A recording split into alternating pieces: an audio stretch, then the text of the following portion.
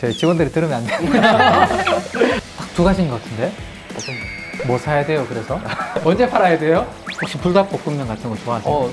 좋아하죠. 좋아하세요? 네, 네. 아, 들어간다고 뉴스가 딱 나왔는데 제가 갖고 있거든요. 아, 가지고 계세요? 감히 고수님 앞에서 제가 투자의 정답은 없다. 하지만 원칙과 자신만의 노하우는 있다. 돈에서부터 자유롭고 싶은 현대인들을 위한 고품격 툭불쇼. 요즘 투자 뭐 하세요?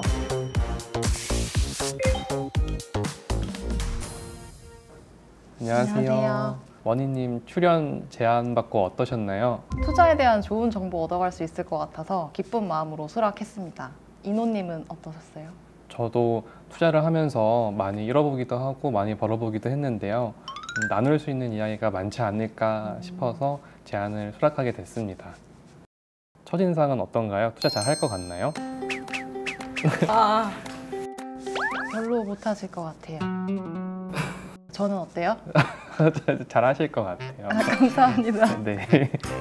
혹시 인호님은 요즘 투자 어떤 거 하세요? 미국 기술주, 반도체, 자동차, 금융산업에 투자하고 있는데요. 미국 기술주의 절반 이상 투자를 하고 있고 또 이와 연계해서 AI 모델 학습에 반도체 수요가 많이 필요할 것 같아서 반도체 섹터 그 다음 비중으로 투자를 하고 있고 밸류업의 수혜를 받는 금융산업과 또 패러다임 시프트가 있는 자동차 산업에 좀 투자를 하고 있습니다. 굉장히 많은 곳에 투자를 하고 계시네요. 아, 네. 여러 군데 관심이 많아가지고 한번 배워가겠습니다. 오늘. 네. 아닙니다. 오늘의 주제가 딱 우리를 위한 거예요. 수익 극대화 전략. 그런 거 그냥 저희만 알고 있으면 안 돼요? 꼭 방송해야 돼요? 그러게요. 혹시 오늘 게스트 어떤 분이신지 아세요? 아, 그럼요. 증권업계 최초 구독경제 모델인 프라임클럽의 스타 민재기 부장님을 모셨습니다. 어서 오세요. 아유, 아유.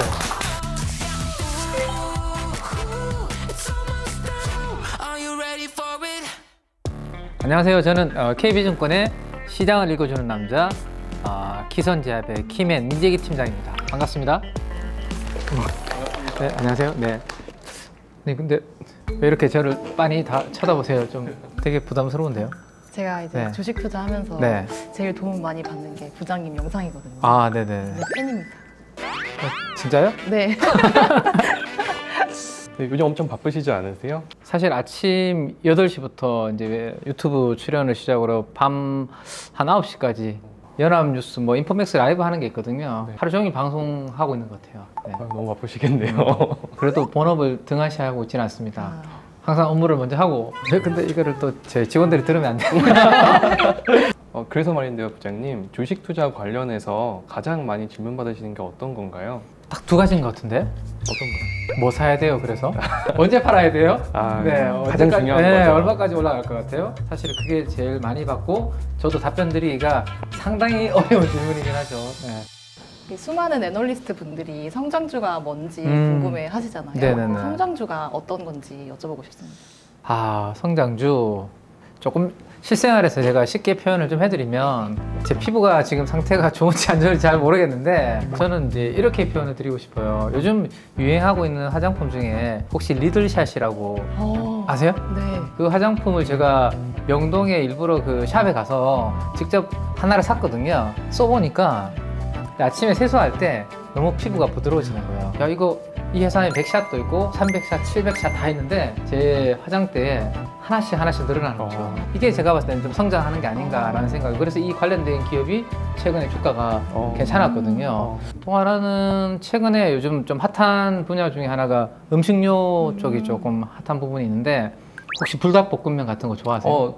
좋아하죠. 좋아하세요? 네, 엄청 저는 한 번도 안 먹어봤어요. 진짜요? 네, 왜냐하면 맵다고 하더라고요. 요즘 왜 편의점들이 다 있잖아요. 그 한겨울에 초등학생들이 편의점 앞에 앉아서 불닭볶음면 다 먹고 있더라고요. 최근에는 외국인들이 해외에서 불닭볶음면 엄청나게 먹는다라고 하잖아요. 결국엔 해외로 나가야 되는데 해외까지 이렇게 팔리니까 이 숫자가 더 나오는 거죠. 이런 것들을 우리가 이제 쉽게 그냥 좀 성장하고 있다. 많이 사용을 하게 되면 이게 곧 성장하는 게 아닌가. 저는 뭐 이렇게 쉽게 그냥 보고 있거든요. 네. 그러면 성장주라는 거는 고정되어 있다기보다는 시대 흐름에 따라서 좀 카테고리가 이동될 수도 있겠네요. 네. 요즘 또 핫한 것 중에 하나가 김치와 관련된 영상이 해외에서 유튜브가 엄청 많아요. 아, 그래요? 우리나라 김치가 라면 먹을 때 김치가 빠지면 안 되지라고 외국인들이 이야기를 하면서 먹거든요. 아니, 따라하겠구나. 그래서 결국은 김치가 우리 뭐 한국 분들이 먹다가 해외 분들이 먹으니까 김치 또한 이게 이제 성장을 하는 거죠. 그러면서 이제 그 관련된 음식료 회사도 요즘 주가가 좀 올라가고 이게 뭐 과거에는 좀 머물러 있다가 네. 성장할 수 있는 부분이 있기 때문에 항상 이 주의를 잘 살펴야 되지 않을까 네, 생각입니다. 저는 좀 넓게 얇게 다양하게 보고 있고 우리 섹터 애널리스트 분들은 그 분야를 가장 뎁스 있게 보고 있는 분들이니까 그분들이 산업에 대해서 어떻게 보고 있는지를 저는 참고로 공부를 하면 그것보다 더 좋은 자료가 있을까라는 게 요즘도 그런 생각 가지고 있기 때문에 네. 참고해 보시면 좋지 않을까. 별로 공부하고 싶은 표정이 아니에요. 그래서 이제 퇴근하고 공부하고 싶어도 피곤하고 아, 해가지고 그쵸. 네. 맞아요. 네. 쉽지 않죠. 그래서 유망한 기업의 분석을 딱 10분 만에 끝낼 수 있다 하는 꿀팁 같은 거 이제 10분 만에요. 네. 10분 만에 끝낼 수 있는 꿀팁 있으면 저도 좀 알고 있는데 10분 만에 주식 투자가 된다? 그걸로 돈 벌 수 있는 노하우가 있다? 저도 알고 싶고 저는 오히려 제 돈을 들이고 배우고 싶은 정도의 그건데 그 속도는 조금 빨라질 수 있는 것 같아요. 뭐냐 하면 예를 들어서 차트에 관심 있는 분들이 계시면 차트를 돌려볼 수 있거든요. HTS라는 그 프로그램을 통해서 전 종목 돌려보기를 할 수 있어요. 근데 종목을 내가 돌려보려면 예를 들어서 하나에 뭐 1분씩 보더라도 2600분이잖아요. 2600 종목이니까. 근데 이게 속도가 빨라지고 반복을 매일매일 하다 보면 한 종목이 이제는 한 5초 정도? 뭐 10초 정도? 이렇게만 보면 이 종목이 추세가 어떤지 파악을 빨리빨리 할 수 있거든요. 그런 식으로 속도는 좀 줄여갈 수 있을 것 같아요. 제가 평소에 보고 있던 것들에 대한 루틴하게 보고 있던 것들. 근데 뭔가 돈 벌 거를 10분 만에 찾아내는 그런 꿀팁은 저도 한번 공부를 좀 해보겠습니다. 그럼 연구를 좀 해보겠습니다. 네. 민재기 부장님 만난다고 하니까 제 지인이 꼭 좀 물어봐달라고 한 질문이 네. 있는데요. 호재가 있어서 매수했는데 왜 주가가 급락하나요? 한 번 상승세를 타면 계속 오르는 거 아닌가요? 그리고 마지막으로 위험을 최소화하면서 수익을 극대화할 수 있는 방법이 있을까요? 이런 질문을 주었어요. 되게 디테일하게 질문을 이제 주셨는데 일단 네. 첫 번째로 호재가 있어서 그걸 따라서 매수했는데 오히려 그때부터 빠진다라는 그잖아요, 그렇죠? 네, 네. 제가 20년 넘게 저도 이제 주식시장을 보고 있는데 그런 케이스는 되게 많은 것 같습니다. 맞아요. 막 네. 뉴스에 나오면 팔아야 된다는 말도 네, 있잖아요. 맞아요. 소문에 사서 뉴스에 팔아라라는 게 우리 증시 격언에도 있죠. 네. 근데 이게 우리 K 증시의 좀 전형적인 특징인 것 같아요. 호재가 나왔을 때 그 호재가 지금 주가에 반영이 되어 있는지 안 되어 있는지를 봐야 되는데요. 예를 들어서 삼성전자를 한번 예를 들어보면 삼성전자 지금 제일 큰 이슈가 HBM이라는 반도체가 이게 엔비디아로 들어가느냐 안 들어가느냐가 지금 제일 국민적인 관심사 아닙니까? 네, 네. 근데 만약에 들어간다고 뉴스가 딱 나왔는데 이미 삼성전자의 주가가 20만 전자에 가 있는 거예요. 그러면 이게 반영이 되었을까요? 안 되었을까요? 됐겠죠? 되겠죠. 네. 왜냐하면 지금이 한 8만 전자 정도 수준인데 이게 만약에 20만 전자가 있는데 뉴스가 이제 나온 거야. 그러면 저는 그 사이에 이 호재는 반영이 되었다라고 보는 거죠. 그러면 그 호재가 이제 나왔는데 그걸 보고 산다? 그래서 올랐는지 안 올랐는지 이 재료가 반영이 되었는지 안 되었는지를 보고 그거는 따라가는 게 맞는 거죠. 근데 만약에 호재가 나왔어. 근데 조용했어요. 한 6개월, 3개월 동안 주가가 움직임도 없고 바닥에 있어요. 그럼 이건 아무도 몰랐다는 이야기예요. 그 다음에 위험을 최소화하면서 아까 수익을 극대화하는 거라고요. 네, 그렇죠. 주식을 일단 하려고 마음 먹었다면 하이리스크 하이리턴 아닌가 싶은데 주식은 그러면 위험을 최소화하고 하려면 조금 다른 성격인 것 같은데 그래도 그 부분을 해야 된다라면 결국에는 좀 분산 아닐까요? 개인 투자분들. 네. 제가 주위에 이렇게 한 번씩 상담을 들어보면 그 하나가 잘못됐을 때 그 계좌 전체에 크게 영향을 주기 때문에 좀 그거를 버티기 심적으로 힘드셔서 질문 주시는 분들이 많거든요. 근데 초보분들은 20% 비중을 넘어서는 안 될 것 같은데요. 그 20%가 예를 들어서 최악의 경우에 상장 폐지가 됐다고 하면 나머지 80으로 그 20%를 커버를 해야 되잖아요. 그렇죠. 그거는 한번 해볼 수 있어요. 근데 만약에 내가 1억인데 5천만 원을 샀는데 그게 잘못돼서 만약에 날아가면 나머지 5천만 원으로 그 복구하려면 그거 쉽지 않잖아요. 네. 그래서 저는 리스크 관리를 최소화하면 수익을 극대화하려면 일단은 내가 운영하는 포트폴리오를 조금 그래도 뭐 분산을 해놓는 게 그래서 저는 요즘 바이오 질문하시는 분들한테 바이오 한 종목을 투자를 하면 임상이라든지 파이프라인이 혹시나 잘못됐을 때 그 회사가 어떻게 될지 모르니까 바이오를 모아놓은 바이오 ETF를 차라리 해보시기를 권고를 드리고, 왜냐하면 거기에 들어가 있는 20종목, 30종목이 하루아침에 동시에 그 임상하는 파이프라인이 다 잘 가능성은 없잖아요. 그죠? 그래서 그렇게 분산하시기를 ETF로 말씀드리거든요. 오히려 그 지인분께도 리스크를 좀 줄이면서 이익을 좀 내려면 포트폴리오를 약간 비중을 그렇게 가져가셔야 좀 안정적이지 않을까. 네.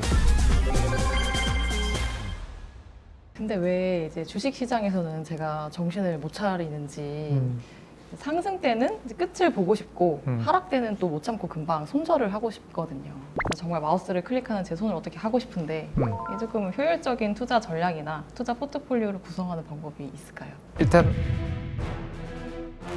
좀 안 보시는 건 어떨까요? 네. 주식 참여 아예. 네네. 저도 이제 이게 직업이다 보니까 저는 안 볼 수는 없잖아요. 네. 이게 볼 때가 유리할 때도 있지만 볼 때가 불리할 때가 저는 되게 많았던 것 같아요. 네, 오히려 이 시세를 변동을 보고 있으니까 그날 안 봤더라면 사실은 흔들리지 않았고 더 갈 수 있었던 경우가 꽤 경험적으로 많았던 것 같아요. 그래서 저는 오히려 만약 공부를 하고 이 종목이 지금 방향성이 괜찮다라는 판단이 들었다라면 좀 사놓고 자주 열어보는 것보다 가끔 한 번씩 이렇게 체크하는 정도? 그리고 또 하나는 끝까지 다 먹으려고 하는 건 저는 욕심 아닐까 싶은데, 네, 욕심을 좀 내려놓으시라는 말씀을 꼭 드리고 싶습니다. 네. 왜냐하면 모든 사람이 다 꼭지에 다 팔 수 있다면 그게 그 호가라는 그 가격이 형성이 될까라는 거를 한번 생각을 해보고 싶거든요. 혹시 SK 하이닉스라는 기업에 대해서 혹시 아시나요? 알죠. 알고 계십니까? 네, 네. 네네네. 제가 갖고 있거든요. 가지고 계세요? 네. 그러면 뭐 이거는 뭐 제가 뭐 설명드릴 건 없는 것 같은데, 감히 고수님 앞에서 제가. 아유, 무슨 말씀이세요?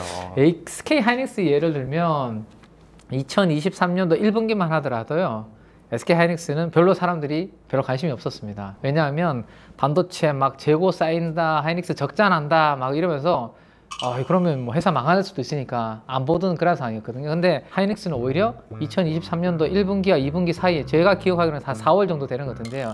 4월 달에 딱 바닥 찍고 그때부터 지금 한 20만 원 왔나요 지금?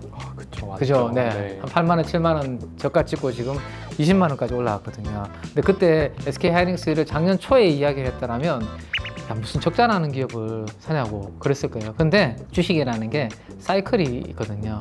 네, 사이클이 있기 때문에 오히려 누구나 다 좋아하고 관심 가질 때보다 남들이 좀 안 보기 시작하고 야, 그거는 사면 정신이 있니 없니 막 이런 이야기 할 때 그때 조용히 저는 한번 공부해 보시기를. 그리고 특히 경기 민감주들 같은 경우 사이클을 타는 기업들 있잖아요. 네. 그런 기업들은 과거에 그 평균 밸류에이션이라는 게 있어요. 제 기억으로는 SK 하이닉스는 역사적인 그 PBR이라는 게 있습니다. 자산 가치 대입해서 이게 얼마에 거래되는 게 있는데, 이 회사가 PBR 0.8배 정도? 그러니까 10,000원이면 그 회사를 이제 청산했을 때 10,000원이면 8,000원 정도에 거래가 된다라는 거거든요.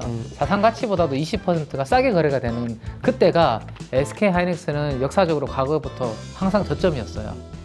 주주라면, 투자자라면 체크는 좀 하실 필요가 있지 않겠나. 이 방송을 좀 빨리 했었으면 좋았을 텐데. 5배, 10배. 네. 오물풍선이 요즘 엄청 날아오고 있거든요. 안 맞아보셨죠? 당연히 안 맞죠.